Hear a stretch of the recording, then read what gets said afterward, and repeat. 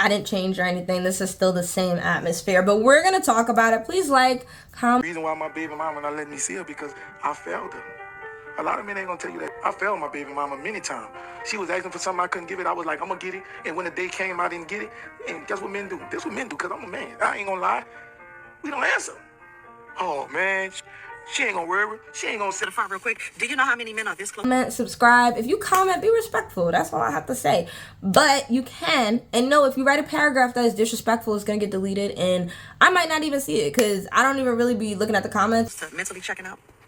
Do you know how many men are this close to saying fuck them kids?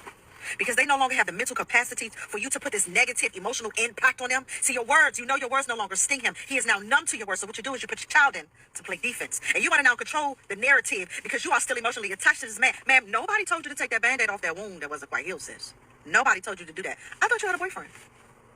Did you just have a new baby? And you still trying to tap into what this man is doing. And when you don't get your way, you want to put your child in for defense. Then you're raising your sons to be the men that you want to date. Sis, go find a peace of mind within yourself. Because the moment that the man says, fuck it, he's wrong.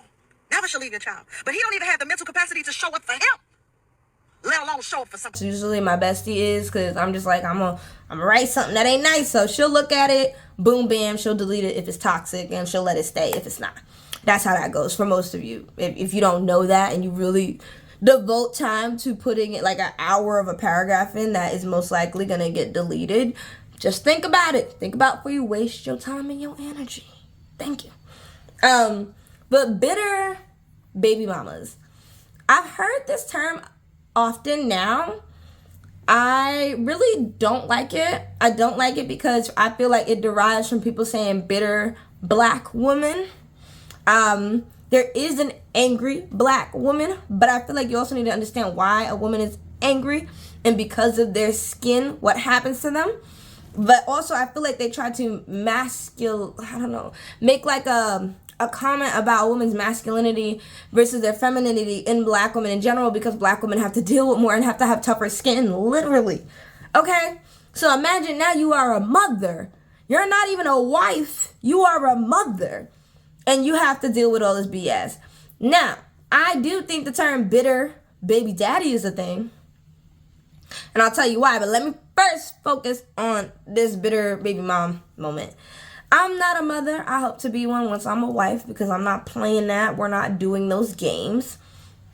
But what I have to say is that a lot of people think that baby mothers are bitter, and I think we should start focusing on how some baby mothers can be toxic, okay?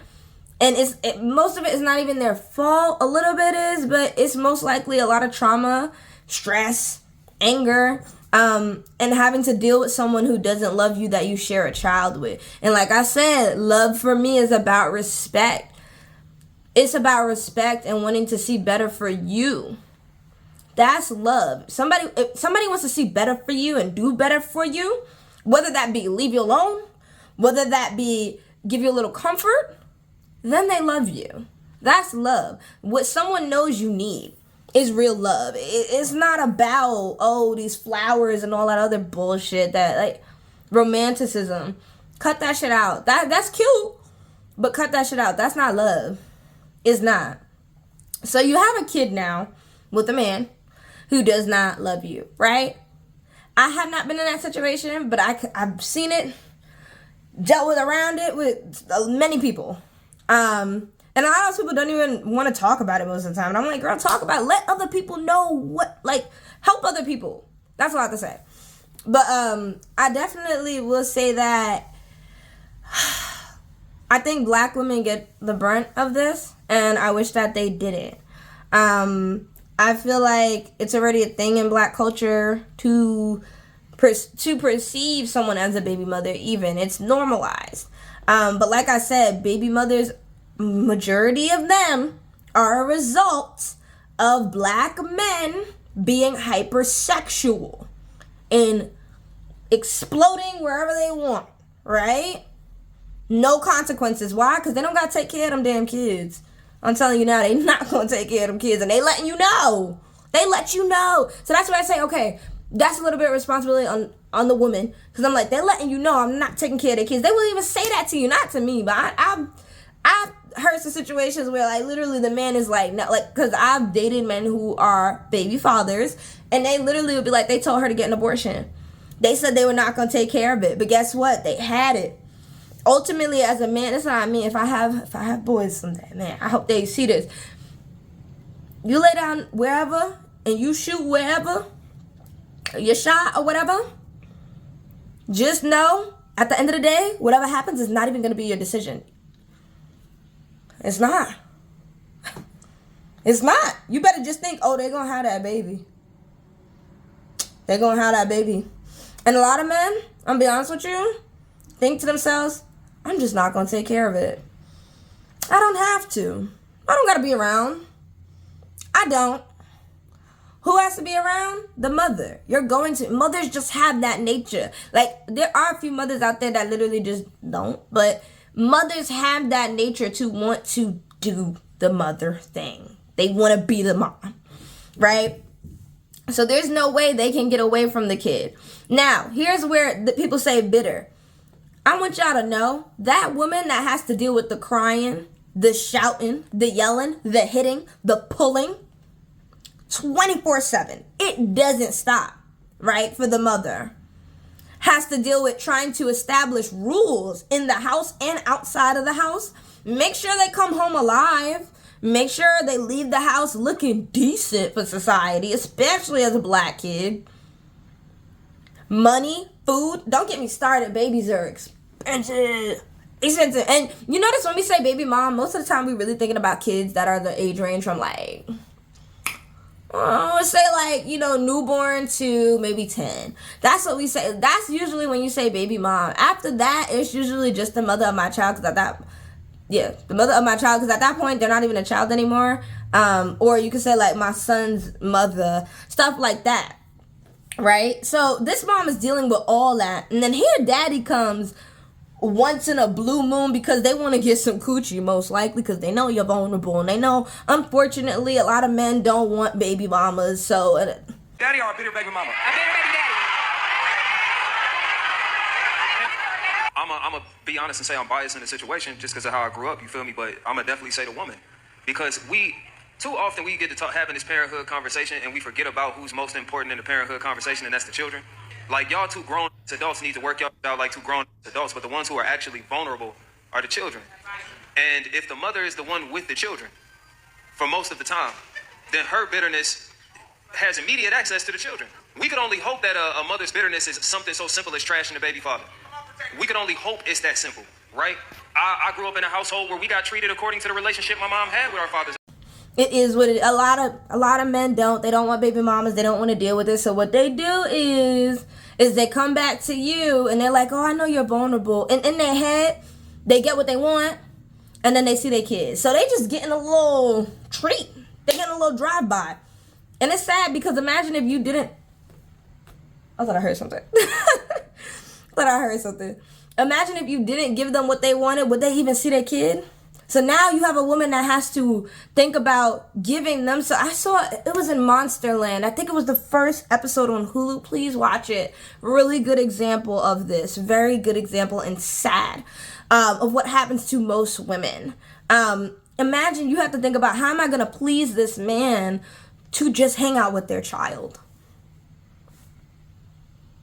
It's disgusting. And this is what I mean by abortion exists. Birth control exists. Please put that religion to the side for 2 seconds. You don't deserve a life in turmoil. You don't. Condoms exist.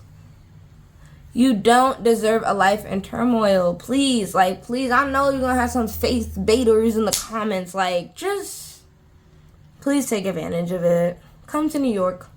Stay in New York. Become a resident. Please.